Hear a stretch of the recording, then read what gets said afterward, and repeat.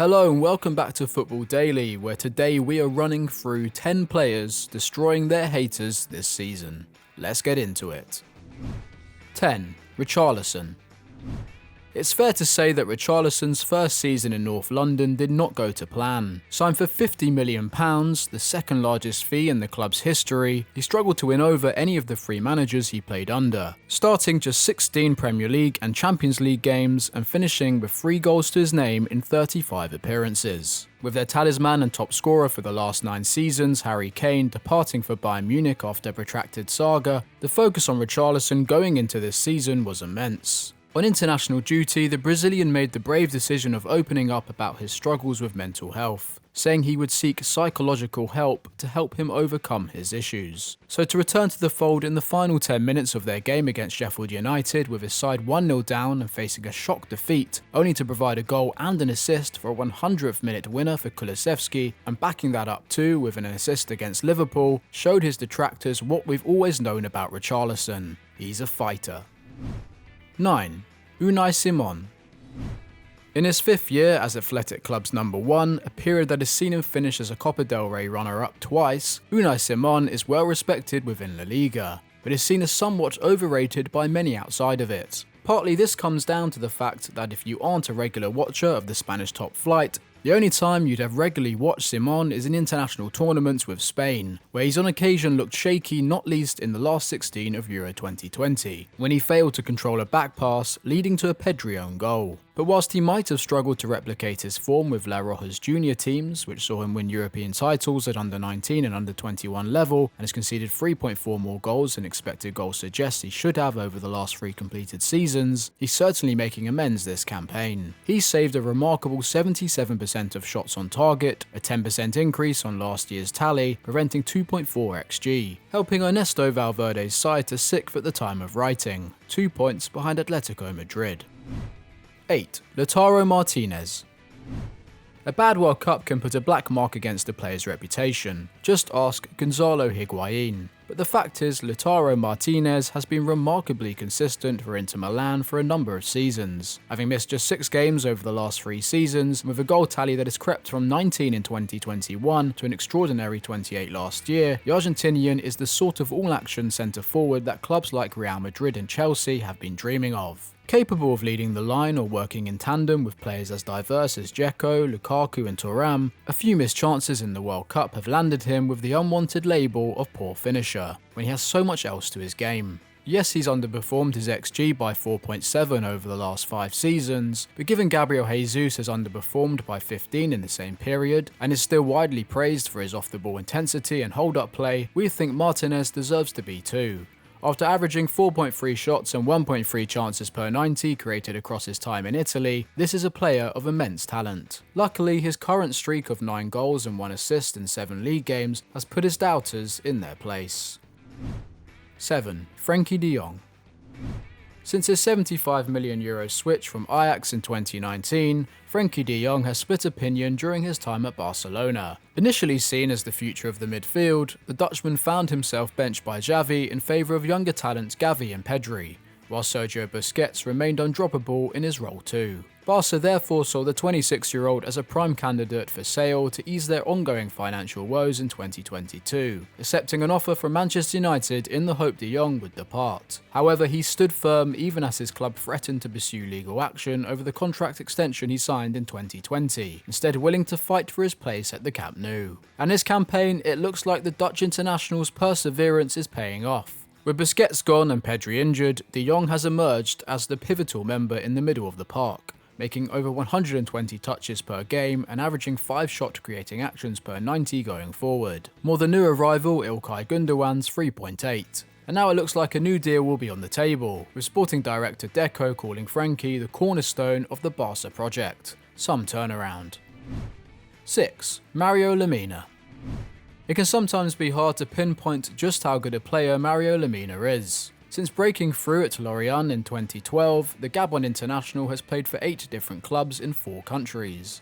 never spending more than 2 years anywhere and only topping 30 league appearances in a season once. That was with Nice in 2021-22, and it seems to have somewhat rejuvenated the former Marseille and Juventus midfielder's career at the top level. After underwhelming with Southampton and Fulham, he was afforded a third crack at the Premier League when signed by Julian Lopetegui's Wolverhampton Wanderers. The 30-year-old might have started slowly again, but now under Gary O'Neill he is starting to thrive at Molineux. Only Craig Dawson can top his 83% pass accuracy amongst regular starters, providing a composed outlet in front of the back four, whilst his 4.6 defensive actions per 90 and willingness to get stuck in, as 4 yellows in 7 games displays, has quickly endeared him to the Wolves faithful. If the club achieve anything beyond just Premier League survival, Lemina will have been a key part of it. 5. Dusan Vlahovic. Few strikers have gone on such a goal-scoring run as Dusan Vlahovic did with Fiorentina. Between December 2020 and January 2022, the Serbian international scored 37 Serie A goals, earning himself a move to Juventus. However, his form quickly ran out, scoring just 17 times in the subsequent year and a half, with shots dropping from 3.6 in his last 6 months with La Viola to 2.5 a game in his first full campaign in Turin, and XG over the same time frame falling from 0.63 to 0.45 per 90. Still only 23 years old, Juve were hopeful they could recoup the majority of the €80 million spent on the striker, with the only interest coming from free spending Chelsea. However, a deal could not be struck, even with Romelu Lukaku being used as a make-weight, the Belgian reportedly agreeing to terms with the old lady. But this didn't happen, meaning Max Allegri had to once more rely on the now out-of-form Vlahovic to lead the line. This season though has seen him rediscover his scoring touch, with 4 goals in his first 6 games of the campaign, with his XG once more matching his Fiorentina levels, meaning his record in 23-24 is by no means a fluke. If he sustains it, we're sure all will be forgiven. 4. Raheem Sterling.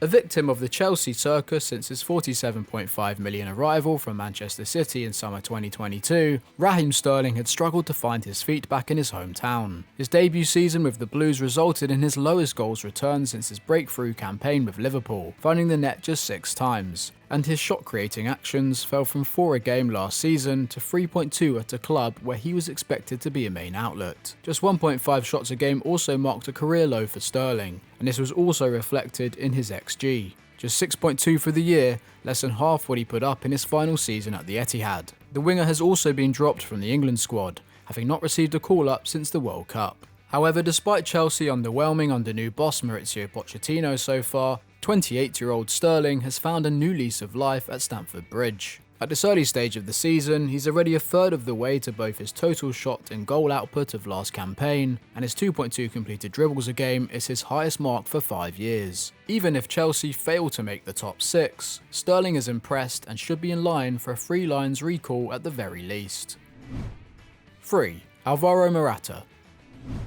It's fair to say Alvaro Morata's reputation precedes him. The Spaniard has played for a handful of Europe's top clubs, namely Real Madrid, Juventus, Chelsea and now Atletico Madrid, but none quite considered him good enough to build their side around. Only once he has reached 15 league goals for Los Blancos in 2016-17 and has averaged just over 8 goals a season since he first found the back of the net as a professional in 2012. The 30-year-old has very much been an unwanted man by each of his previous employers, and this is the most obvious with his situation in recent years. Chelsea shipped him off on loan to Atleti, and when that came to an end in 2020, Los Rojiblancos exercised the option to buy him, only to themselves immediately loan him out to Juventus, who after 2 years chose not to sign him permanently. So Atleti had to make use of him last year, and in fairness he delivered. 13 league goals is his second highest career return, and this year he's on track to beat that. At the time of writing, Morata has 5 goals and just under 400 La Liga minutes, and if it wasn't for Jude Bellingham, would be leading the scoring charts. He might be soon to enter the twilight of his career, but he's finally proving that he does indeed have what it takes to perform for Europe's elite.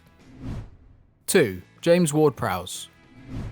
Despite a record of missing just 2 games over the last 4 seasons, contributing at least 13 goals in the last 3, the struggles of Southampton during that period had many people believing that James Ward-Prowse was far from the finished article. So when West Ham signed him for £30 million this summer, some questioned whether it was a sensible move. But so far, the 28-year-old has been a revelation for David Moyes' side. His tackles and interceptions, key passes and cross numbers are at a career high, and he's contributed a remarkable 5 goals in his first 6 appearances, 38% of his total from the entirety of last season. With West Ham in 7th, 11 places and 9 points better off than at this stage last year, and players like Jarrod Bowen, Lucas Paqueta and Ward-Prowse in excellent form, the Hammers faithful can look forward to a calmer, more consistent campaign, having been in the relegation zone as late as mid-February in 22-23.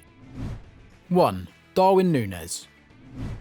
Having been signed for an initial £64 million, potentially rising to £85 million, which would be the biggest fee Liverpool have ever paid for a player, all eyes were on Núñez last term. Coming off the just one exceptional season with Benfica that saw him score 33 goals in 41 games, it felt incredibly premature to be comparing him to City's new superstar Erling Haaland, and so it proved. 15 goals in 42 games was somewhat of a disappointment. The signs were there. Having underperformed his XG by 5.4, the second biggest underperformance in the Premier League behind Kai Havertz, whilst averaging 4.4 shots per 90, the Liverpool faithful were quick to defend the Uruguay international, recognising his immense promise. And they'll feel vindicated now, because although Núñez has only played 221 league minutes to date, 14th in the Red squad, he's contributed 3 goals and 1 assist at an average of a goal contribution every 55 minutes. 30 minutes fewer than Mo Salah, with the 24-year-old having already scored exceptional goals against Newcastle and West Ham, whilst averaging 5.7 shots per 90, third in Europe behind Boniface and Kvaratskhelia.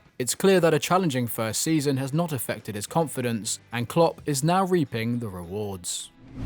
So that was 10 players destroying their haters, but what did you make of our choices? Let us know in the comments below. And if you enjoyed this video, do give it a like, subscribe to the channel for more great content. Thanks for watching, and we'll see you next time.